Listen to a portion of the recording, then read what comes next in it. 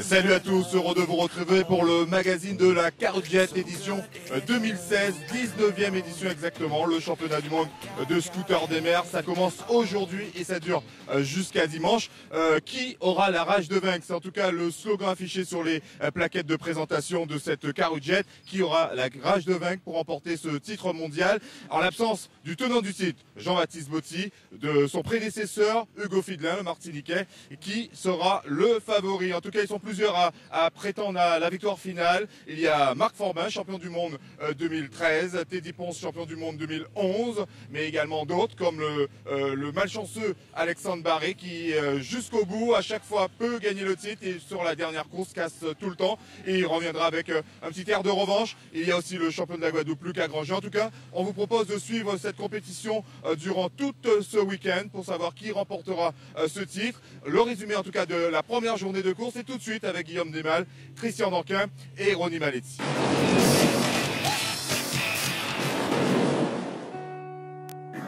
Du ciel bleu et un grand soleil pour accompagner cette première étape.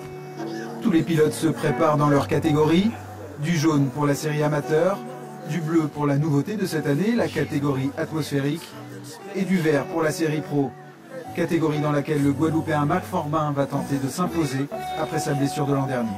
Cette année, on essaie de revenir en ayant bien, cette fois-ci, essayé le jet pour bien se faire avec.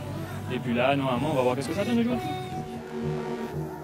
Une première étape pour prendre la température de la compétition. Par groupe de 4, les pilotes prennent le départ. Et c'est parti pour 40 minutes de course. Une boucle de 2 fois 26 km entre la plage de Biard et Saint-Félix. Des lignes droites et l'accélérateur à fond.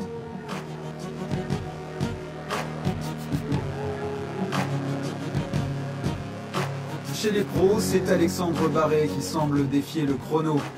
Victime d'abandon à plusieurs reprises lors des éditions précédentes, le pilote compte bien prendre sa revanche. On prend les mêmes et on recommence. Donc je sais que l'année dernière, j'avais gagné les chronos. Là, il y avait 2 tours. On s'est fait plaisir, on a bien monté, le jet marche très bien. Après, maintenant, je vis un peu au jour le jour. Je fais les étapes les unes après les autres. J'essaie de prendre du plaisir et puis après, on verra bien. Il décroche la première place de l'épreuve.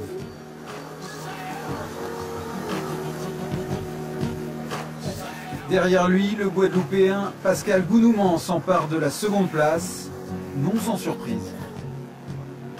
Les continents quand même, ce sont Lucas, Cédric Ramassamy, Yann Ponama. Donc je m'attendais à faire une petite performance, pas une performance quand même d'être second. Après, je suis content pour mes Guadeloupéens quand même. Et puis la machine, je la sentais pas, mais bon, on verra bien. Et enfin, c'est un autre Guadeloupéen, Yann Ponama, qui monte sur la 3e marche du podium.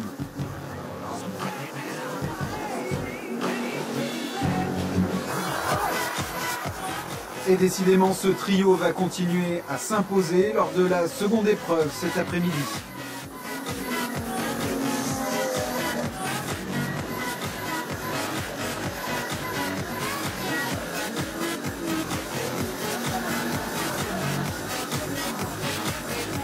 Les 3 pilotes remontent sur le podium et cette fois-ci c'est Yann Ponama qui s'impose de justesse devant Alexandre Barré, suivi de Pascal Gounouman. 3 pilotes et peut-être 3 leaders durant cette longue compétition. Affaire à suivre. J'avais dit que j'allais gérer cette course, mais bon, comme j'ai vu que j'ai pris la rochette en première, donc du coup j'ai dû continuer à accélérer. Ensuite j'ai vu Pascal Gounouman juste derrière moi, donc j'ai ralenti un petit peu pour qu'on puisse faire la course ensemble, puisqu'on est dans la même team. Et puis ensuite, au dernier tour, je vois que Barry a déjà doublé, donc du coup j'ai dû accélérer un petit peu. J'avais déjà les bras un peu fatigués, donc du coup j'ai tourné un peu large comparé à Barry, donc et puis j'ai pu gagner avec la puissance.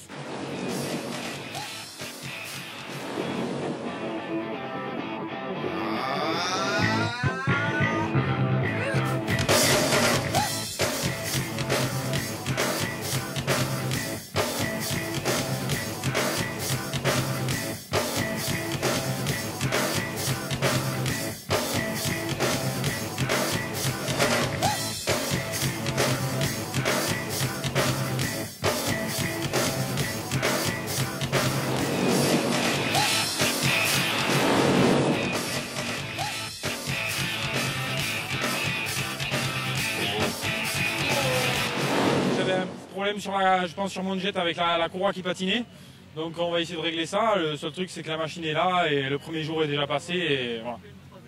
On n'a pas envie de te porter la poisse, mais ça ressemble à l'année dernière, ça ressemble aux années d'avant. Ouais, on n'a pas envie de te porter la poisse. Non, ça c'est sûr, ça ressemble toujours. Après maintenant j'essaye de prendre du plaisir et puis comme je vous l'ai dit tout à l'heure, on verra dimanche soir.